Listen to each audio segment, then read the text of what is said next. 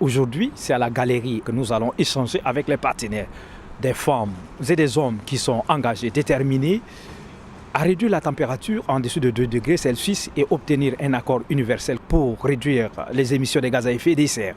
Mesdames et messieurs, vous allez suivre tout à l'heure les différentes interventions. L'Afrique est un continent qui subit malheureusement les effets de la pollution qui se répercutent sur la planète. Donc, le continent reçoit en pleine figure les effets de cette pollution, alors que sa contribution à celle-ci est inférieure à 3%. Le chef du département de l'environnement et de la pêche présent à la COP21 a échangé avec les journalistes de France 24. Aujourd'hui, on entame la première phase politique de cette COP21. Comment est-ce que vous appréhendez cette semaine décisive au regard du texte de négociation qui est sur la table? Bien, c'est avec beaucoup de responsabilité que nous entamons cette phase qui est la dernière. C'est la ligne droite qui doit nous amener le 11 à un accord et sur cette base-là, je crois que moi, comme tous mes collègues africains et autres, sont marqués par le sens et l'esprit de responsabilité pour pouvoir répondre aux attentes des milliards de personnes qui attendent à ce que cette rencontre puisse aboutir à une conclusion heureuse, prenant en compte la protection de la planète contre le dérèglement climatique. Alors cet esprit de responsabilité, vous voulez dire qu'ici il y a une vraie volonté d'agir de la part de tous, mais est-ce que ça se transmet aujourd'hui dans le texte des négociations? Le texte, il est encore sur la table de négociation. Il a un volume qu'on voudrait bien réduire au courant de cette semaine et je crois que nous avons la volonté de parvenir à un accord, étant entendu que les positions sont encore éloignées les unes des autres, notamment au niveau du groupe africain qui voudrait bien voir un certain nombre de préoccupations prises en compte, notamment l'ambition et surtout l'objectif de 1,5 degré.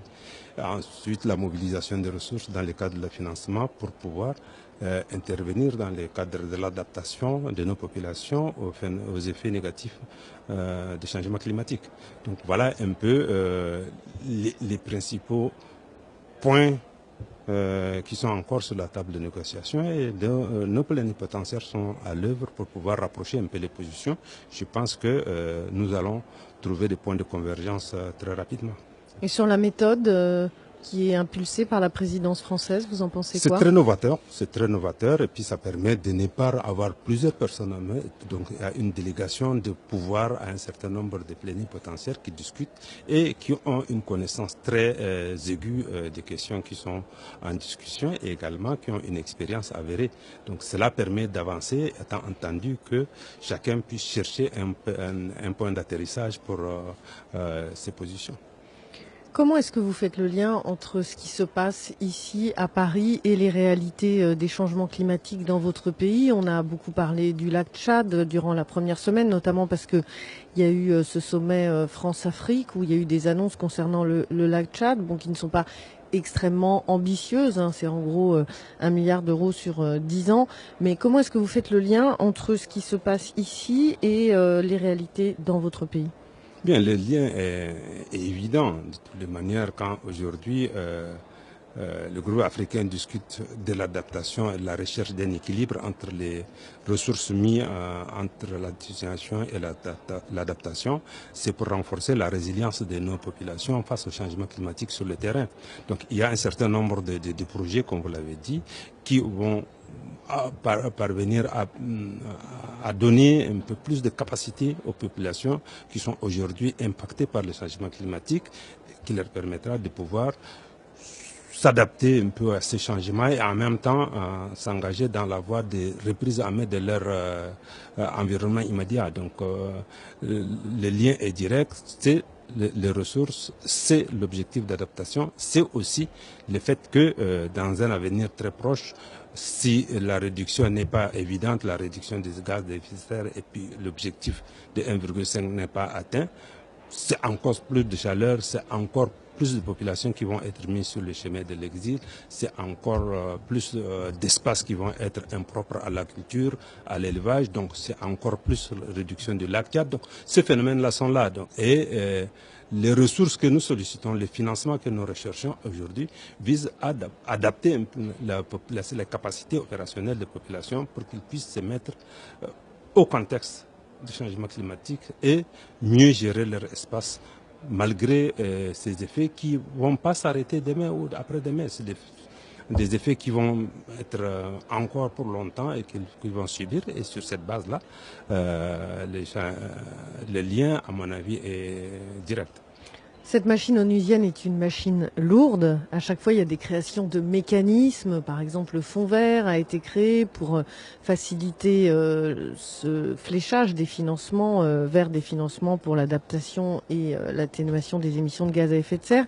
Est-ce que il n'y a pas un décalage entre les décisions qui sont prises durant ces grandes réunions onusiennes et l'urgence du terrain?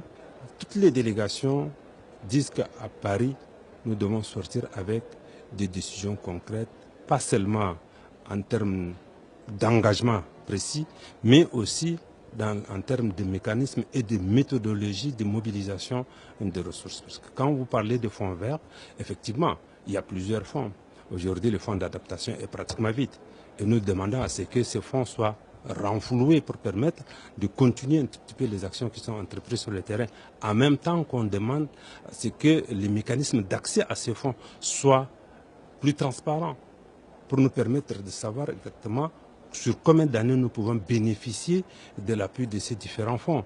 La prévisibilité telle qu'on est en train de demander aujourd'hui est le point fort de toutes nos revendications au niveau de la COP21. Donc, nous estimons que ce sont des questions qui sont là et aujourd'hui on s'achemine vers un peu plus de flexibilité qui nous permettent de mieux nous adresser à ces différents guichets et également de rassembler tous ces fonds vers quelque chose de concret, vers les fonds verts qui soient sûrement les derniers fonds à créer pour qu'on ne puisse pas à chaque fois créer un autre fonds et puis nous pratiquement suivre quelque chose qu'on arrive pratiquement à atteindre. Cette année, c'est le fonds vert, l'année prochaine, c'est le fonds d'adaptation, l'année d'après, c'est quelque chose d'autre. Et chaque fonds ayant des mécanismes différents dans le cadre de la mobilisation. Donc voilà un peu également l'objectif que nous voudrions atteindre. Mais est-ce qu'on peut tout attendre pour un pays comme le vôtre, le Tchad, des Nations Unies? Ni des Nations Unies, ni de quelqu'un d'autre. Parce qu'en fait, l'effort national est là. Nous sommes impactés et nous ne restons pas les bras croisés. Nous avons engagé des politiques de prise en charge de nos différentes difficultés. Aujourd'hui, quand nous demandons en termes d'adaptation de ressources aux Nations Unies, nous leur proposons les investissements que nous faisons. Parce que toutes les actions que nous voudrions voir financées par les Nations Unies sont déjà prises en charge par le Tchad, à des degrés différents. Par exemple, l'accès à l'eau potable, par exemple. L'accès, par exemple, à disons, la mise en place d'une agriculture intelligente adaptée au changement climatique. Renforcement de la résilience des populations, dans la lutte contre l'avancée des déserts par la plantation de 10 millions d'arbres. Donc des faits sont là et nous n'attendons pas les ressources extérieures. Nous commençons, mais nous disons que nous n'avons pas de responsabilité historique dans la dégradation climatique. Et nous disons que la justice climatique voudrait que les gens puissent apporter les ressources nécessaires en complément de ce que nous faisons. Il est évident, par exemple, la dernière fois lorsqu'on a parlé de la Grande Muraille Verte, nous avons des pépinières qui sont là. Nous avons également des hectares, disons à peu près une vingtaine de milliers d'hectares qui sont plantés. Mais cela demande de ressources pour l'entretien. Et quand les ressources s'amenuisent du côté national, nous faisons appel aux ressources extérieures pour nous accompagner dans cette politique-là. Et c'est pourquoi nous n'attendons pas tous. Nous sommes déjà engagés dans un processus et nous voudrons seulement, en toute justice, que la communauté internationale nous accompagne. L'Afrique doit éviter de reproduire les mêmes effets. Pour cela, l'Afrique est en attente et en droit d'exiger qu'une juste réparation soit faite non seulement sous forme d'aide ou de charité, mais plutôt en forme d'accompagnement. Les 100 milliards de dollars, c'est le plancher. Et ça également, c'est une réussite pour l'Afrique. Parce qu'on était venu avec 100 milliards. Maintenant, nous estimons qu'on est avec un plancher de 100 milliards, avec la possibilité d'augmenter jusqu'en 2020. Mais juste que lorsque les 100 milliards ne sont pas inscrits dans l'accord et annexés, vous ne pensez pas que ça pose problème? Effectivement, ça pose problème. Mais c'est un peu l'objet du compromis que nous avons trouvé. Mais ça va se passer comment? Maintenant, nous sommes à une étape, nous sommes arrivés à une étape, il faut continuer. Maintenant, je pense que Paris n'est pas la fin de notre voyage, c'est peut-être même le début de notre voyage. Et nous allons continuer pour qu'on puisse arriver très rapidement à avoir quelque chose de plus concret. Je crois que c'est un accord universel. Tout le monde y est impliqué et je pense que les grandes entreprises vont s'y faire. 2 décembre, un plan de développement de lac Tchad d'un montant de 900 millions de dollars a été présenté. Il a été soutenu par les différents partenaires et je crois que l'avenir du lac Tchad va être un avenir de plus en plus rose. Il faut que l'Afrique ait un accompagnement de ses politiques agricoles et énergétiques et surtout un certain nombre de projets qui vont aller dans le sens de l'atténuation et de l'adaptation au changement climatique.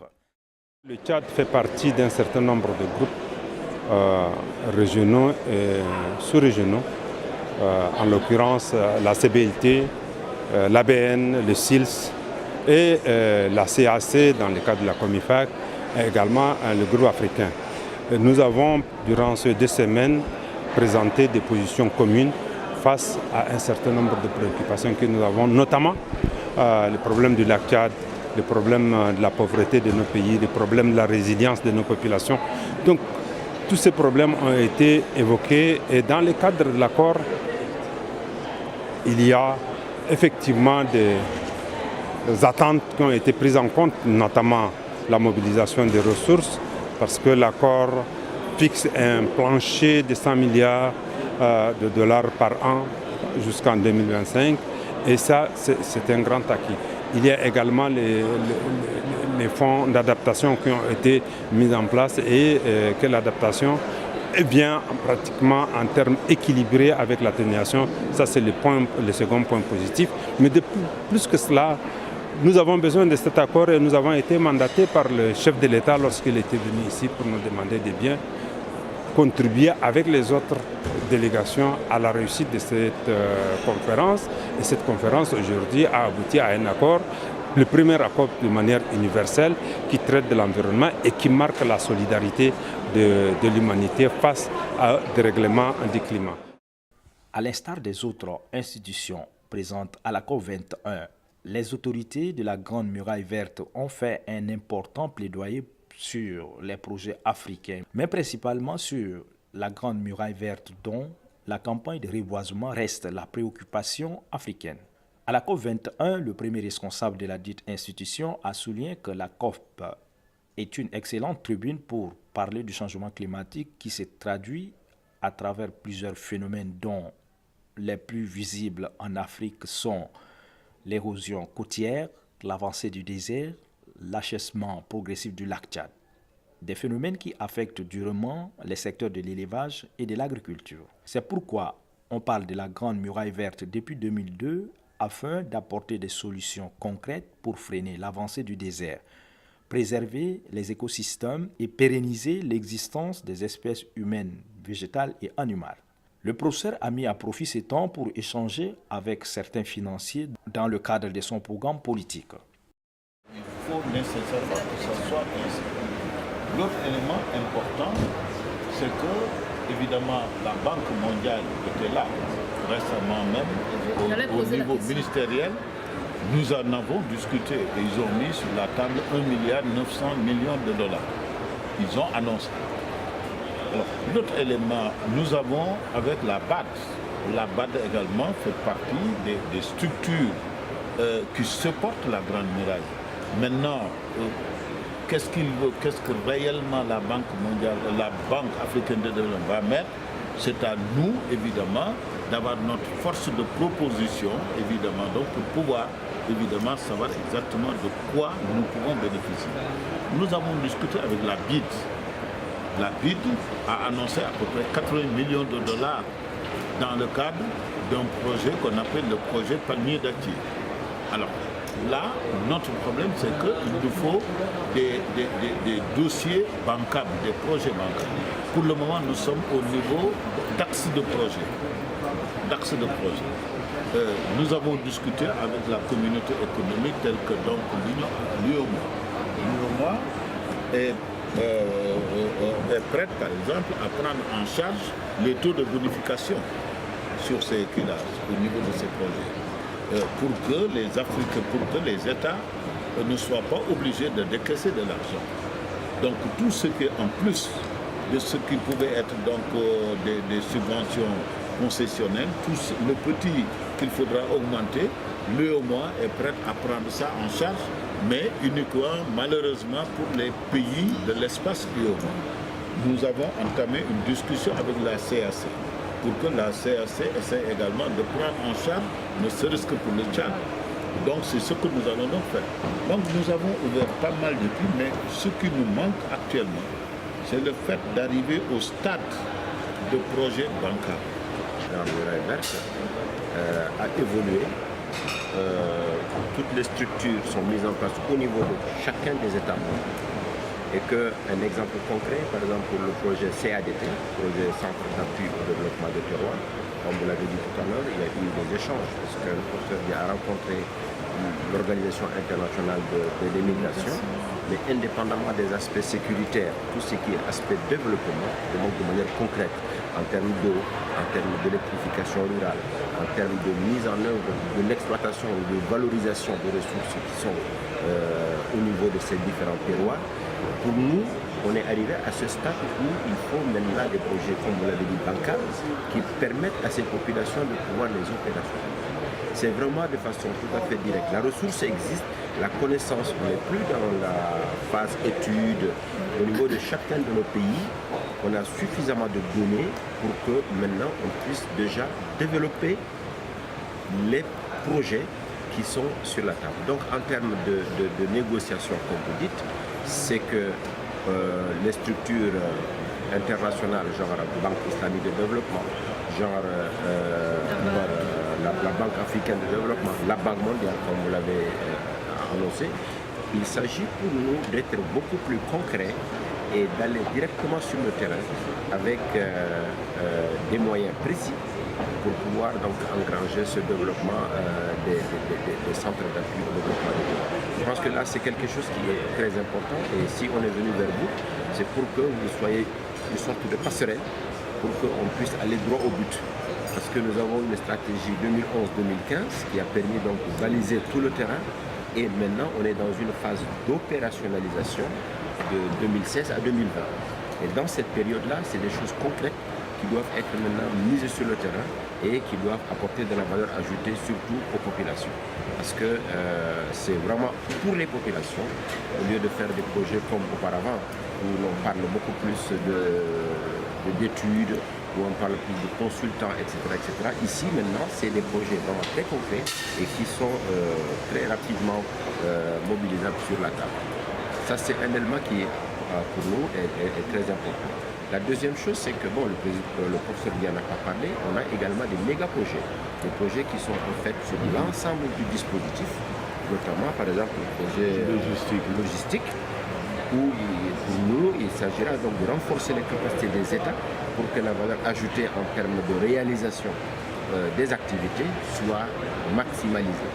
Et ça également, c'est quelque chose qui est très important, qui demande des accompagnements des uns et des autres. Donc je pense que l'intention en termes de la Grande Muraille Verte, c'est que c'est peut-être l'un des rares projets actuellement qui est porteur par rapport à cette zone sahélo-saharienne où il y a beaucoup de fuites de population parce que la précarité du milieu commence donc à faire en sorte que, et comme l'a dit le professeur Dia, on a des programmes qui permettent donc de faire le retour au terroir de ces gens. Et donc on a déjà avec l'OIM par exemple un programme qui permet donc de fixer les populations, de leur donner les outils nécessaires pour extérioriser toutes les capacités des savoirs locaux. Ça, c'est des projets concrets. C'est les chefs d'État même qui nous ont demandé de mettre en place une banque carbone. Pour une raison très simple. Et nous avons commencé. Ça a été une décision lors du dernier sommet des chefs d'État et de gouvernement. Les chefs d'État nous ont demandé instamment de créer une banque carbone au sein de la Grande Muraille Verte. De façon, parce qu'en fait la Grande Muraille c'est quoi? Outre les activités génératrices de revenus que nous allons créer, mais c'est une masse, un potentiel important, évidemment, de puits de séquestration de carbone. Donc on peut évidemment mettre en valeur les crédits carbone de façon à pouvoir au moins valoriser évidemment cette biomasse que nous allons donc créer. Ça c'est donc important. Et les chefs d'État sont très conscients de ça. Et nous avons déjà tenu une réunion pour lancer le processus évidemment à Khartoum. Et à partir de ce moment, nous y sommes et nous avons un agenda pour qu'en 2016, que la banque, toutes les institutions soient créées. Il souhaite que les efforts soient soutenus pour qu'à l'issue du sommet, que des financements soient trouvés pour les 3 projets majeurs qui sont la Grande Muraille Verte, le lac Tchad qui est en voie de disparition et enfin l'initiative africaine pour les énergies renouvelables coordonnée par le président égyptien, le général Al-Sisi. L'édification de la Grande Muraille Verte dans ces zones arides et désertées va engendrer des effets et impacts hautement positifs sur la vie des populations et l'environnement. C'est le souci de cette approche régionale. La conférence des Nations Unies sur le changement climatique appelée COP21 a démarré avec des appels à des actions concrètes pour sauver la planète du stress hydrique, de l'oxydification des océans, des catastrophes extrêmes comme des cyclones, des ouragans, de la montée du niveau de la mer. L'un des enjeux de cette rencontre est de parvenir à un accord de réduction des émissions de gaz à effet de serre. La muraille verte apparaît comme une solution pour contrecarrer certains phénomènes qui occultent l'existence humaine. La mise en œuvre de la Grande Muraille Verte va capitaliser et valoriser les expériences et les données importantes des programmes nationaux et sous-régionaux de lutte contre la dégradation des terres et la désertification. La gestion durable des ressources naturelles sont aussi au programme. Elle établira les synergies nécessaires avec les différents programmes de développement en cours dans la zone tracée. Il suffit de voir juste notre exposition où vous avez donc l'état d'avancement de la mise en œuvre de l'initiative dans les différents pays. Ce qui est certain, tout ce qui est cadre institutionnel, tout ceci a été fait. Et certains pays ont déjà commencé, notamment le Tchad. Et hier, le ministre nous disait que donc il y a eu beaucoup d'investissements en termes donc de financement au niveau donc du Tchad, et que donc ceci a permis de mettre en œuvre plusieurs centaines de milliers d'hectares en termes de reboisement. Au niveau du Sénégal également, ou dans d'autres pays, nous avons même commencé au-delà des problèmes de restauration, de récupération de terres, de commencer à faire des activités génératrices de revenus. Et c'est ce qui fait que nous pouvons dire que la Grande Muraille commence à évidemment prendre dans les différents pays. Nous avons initié évidemment ce projet avec une action intégrée des 3 conventions, aussi bien les changements climatiques, la désertification, puisque les actions, les impacts sont liés. Et parce que quel est le problème pour l'Afrique? C'est des problèmes de trouver des modèles de résilience et d'adaptation. Et nous, notre sens d'action, ça se situe au niveau des modalités. Comment faire des activités de façon à apporter des activités, évidemment, qui peuvent, notamment des activités génératrices de revenus, mais également tout un ensemble de batteries pouvant permettre à l'augmentation, au renforcement de la capacité d'adaptation des populations au changement climatique, en leur apportant donc des revenus, en leur apportant tout ce qui est nécessaire pour qu'ils puissent s'adapter.